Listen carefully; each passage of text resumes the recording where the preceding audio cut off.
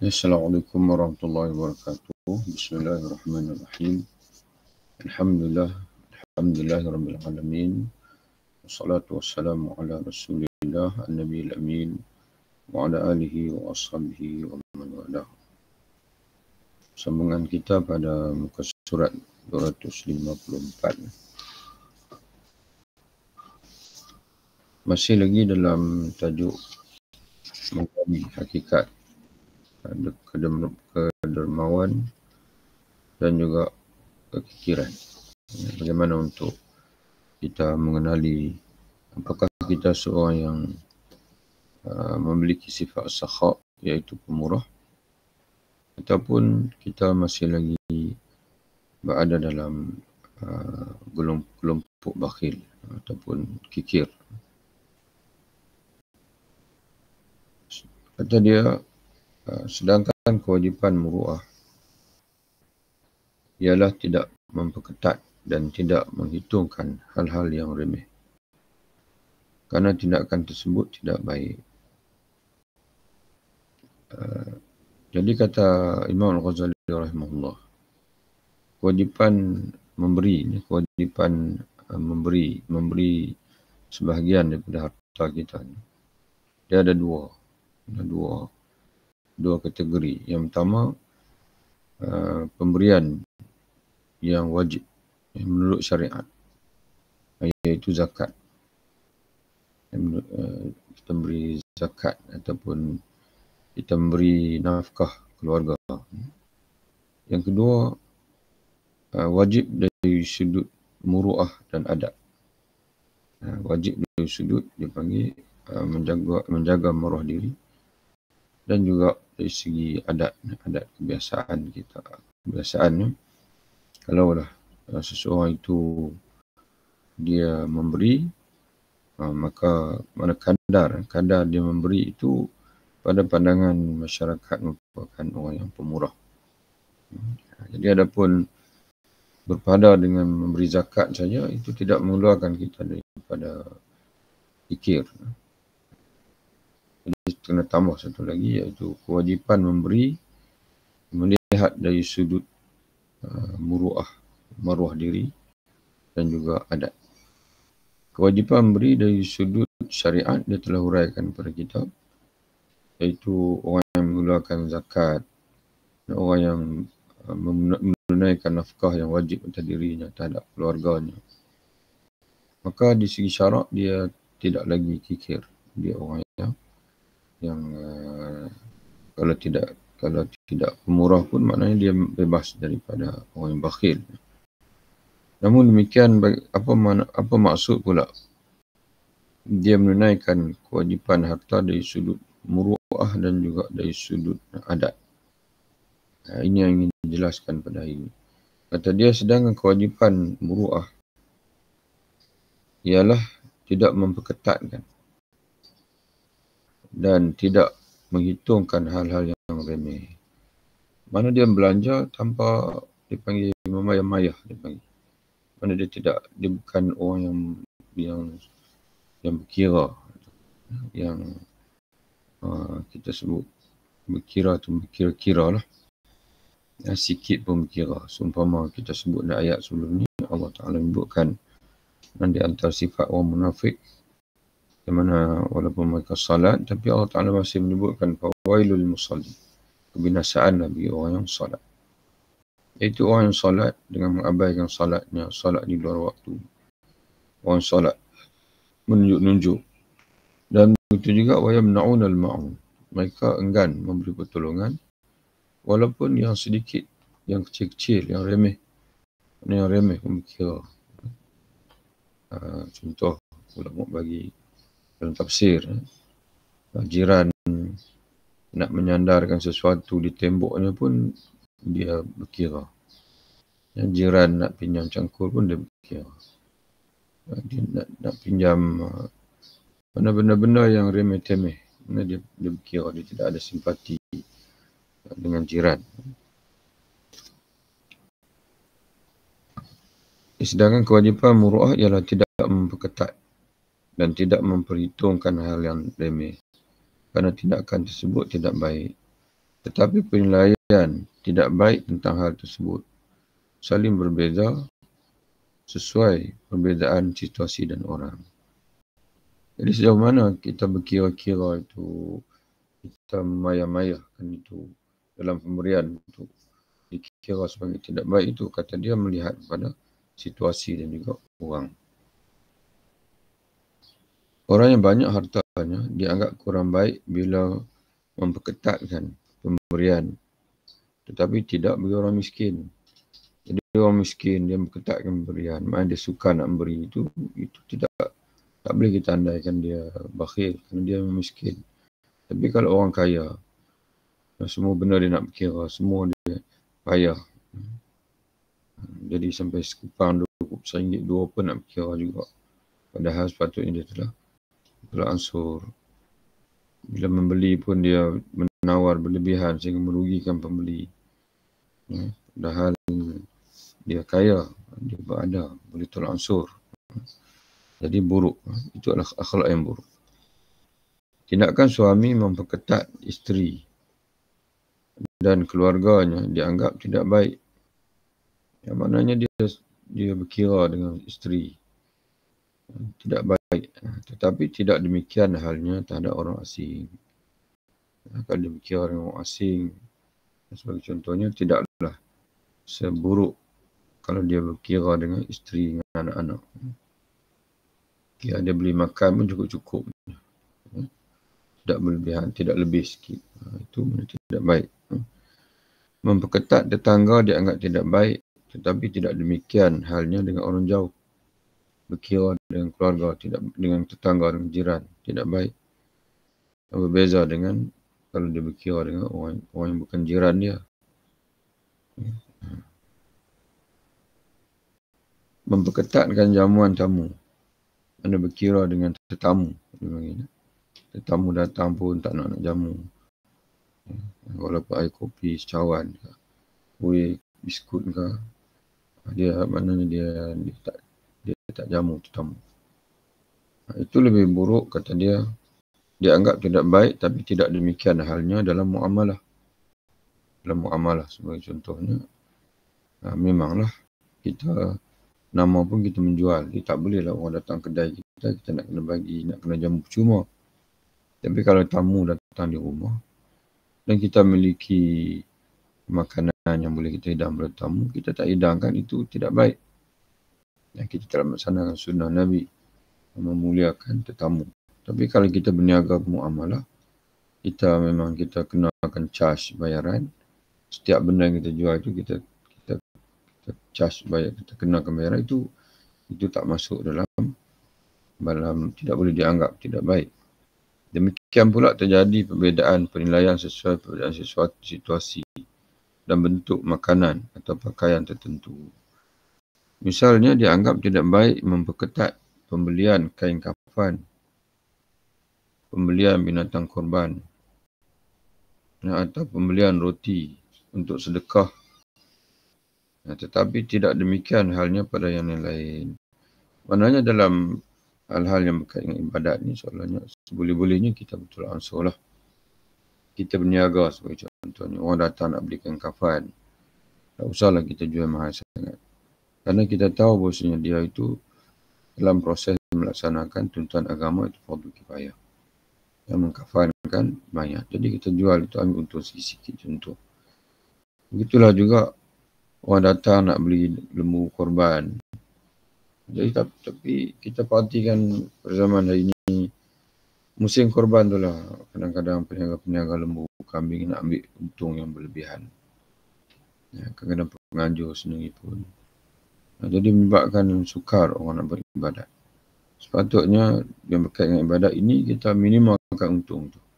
Kita mudahkan orang untuk bolehkan sebanyak mungkin orang dapat berkorban. Dengan bila tiba musim korban, maka semua orang tahu, musim korban ni kambing akan jadi murah, lembu akan jadi murah. Tapi apa yang berlaku hari ini adalah sebaliknya. Musim korban lah, orang berlumba-lumba untuk mengambil keuntungan, bukan mengambil pahala. Jadi kita minimalkan untung. Kemudian begitu juga, dia beli nak sedekah. Memang dia nak jamu fakir miskin, kita mudahkan. Kita jual murah sikit. Jadi orang yang kikir adalah orang yang menahan apa yang seharusnya tidak ditahan. Jadi sebab itu kita kalau benda patut kita belanja, kita belanja. Ya, jangan bazir. Cuma jangan bazir saja. Baik berdasarkan hukum syar'i ataupun hukum muru'ah. Namun hal ini tidak bisa ditentukan ukurannya. Dia tak ada standard dilihat pada orang dan situasi. Barang siapa yang telah menunaikan kewajipan syariat dan kewajipan muru'ah yang sesuai dengan dirinya, maka ia telah terbebas dari kekikiran. Ya, kata dia, seseorang tidak dinilai dermawan atau pemurah selagi tidak menambah di atas batas kewajipan tersebut untuk mencapai keutamaan darjat. Jadi kita tak boleh atas paras. Sebab itu kita perhatikan dalam ayat Allah berkait dengan fidyah sebagai contoh. Di mana Allah menunjukkan wa'alladzina yutiqunahu fidyatun ta'am miskin. Dan ke atas orang yang tidak lagi mampu berpuasa, yang diharuskan dia buka dan dia diganti dengan fidyah memberi makan berfakir miskin. Kemudian kata Allah, wa man tatawwa khairan fa huwa khairul lah. Barang siapa yang sukarela memberi lebih, fidyah itu mengeluarkan lebih daripada sepatutnya, maka itulah yang paling baik bagi dia. Lebih baik bagi dia. Dalam mazhab Syafi'i,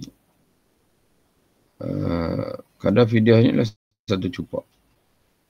Tapi kalau dia boleh bagi setiap hari 1 kilo sebagai contohnya, maka itu kata Allah yang paling baik.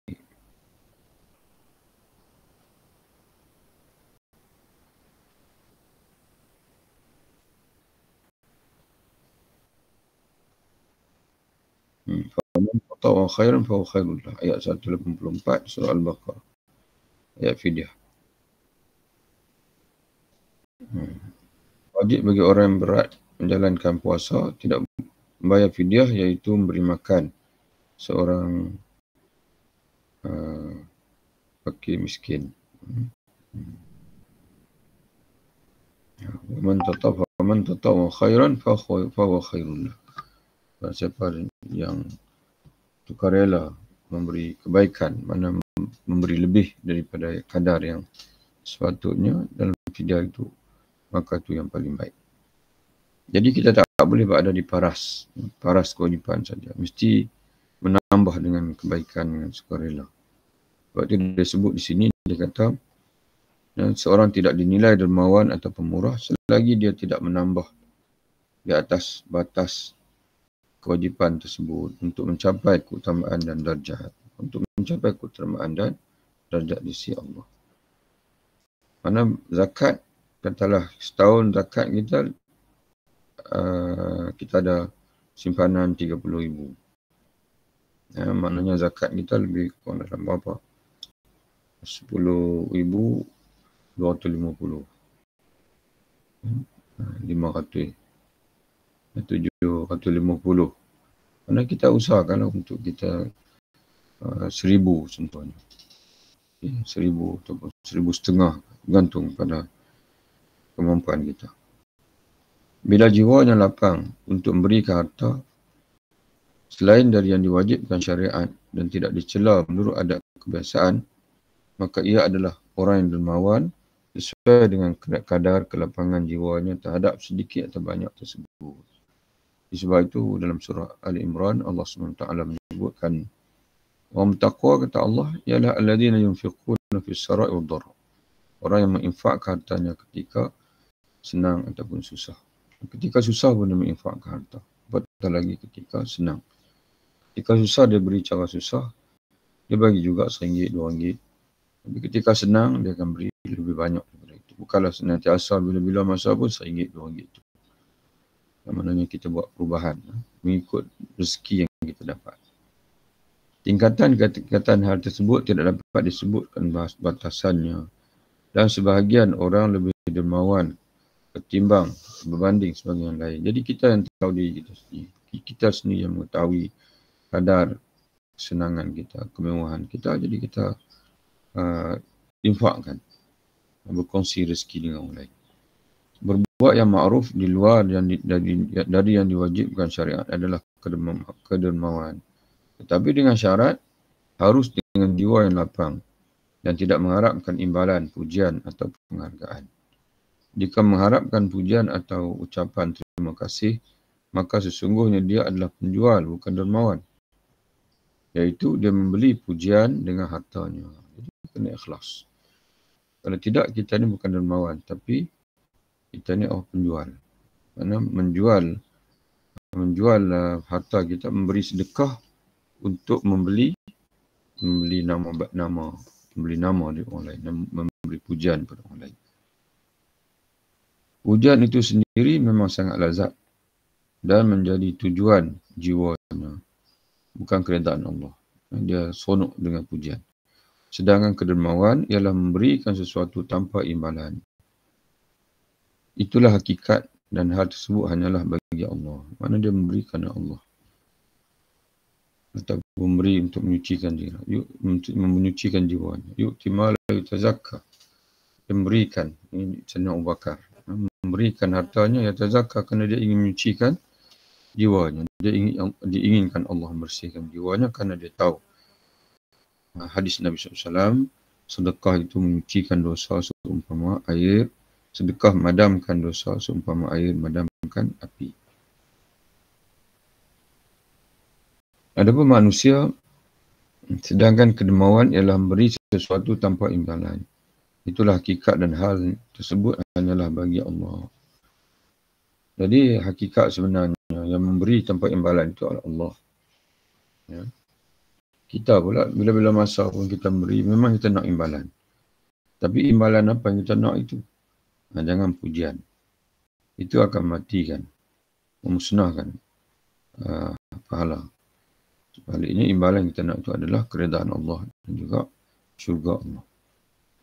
Jadi hanya Allah Ta'ala saja yang boleh memberi tanpa imbalan. Ya. Tapi ada pun manusia dikatakan dermawan hanya sebagai ungkapan, tidak sebenarnya. Ini majas. Sebenarnya yang betul-betul dermawan itu Allah. Sebab dia saja yang memberi tanpa imbalan. Tapi kita ni orang sebut juga lah dermawan. Tapi atas majas dipanggil. Nah, ungkapan majas lah dalam bahasa Arab. Ya, apa ni, metafora dipanggil. Sebagai orang panggil apa? Sebagai penyedap kata. Tapi hakikat sebenarnya kita ni tak boleh dianggap dermawan. Kerana bila-bila masa pun kita memberi, memang kita nak sesuatu. Cuma orang baik adalah dia nak sesuatu itu daripada Allah, bukan daripada manusia.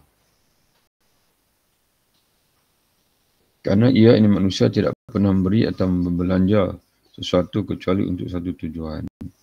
Tetapi jika tujuannya itu tidak lain kecuali mendapatkan pahala akhirat atau mencapai keutamaan kedermawan, maknanya untuk dapatkan fadilat kedermawan, pemurah yang dijanjikan oleh Nabi SAW, atau mensucikan jiwa dari kenistaan, kikir, nak buang perasaan kikir daripada jiwa, maka semua itu disebut dermawan.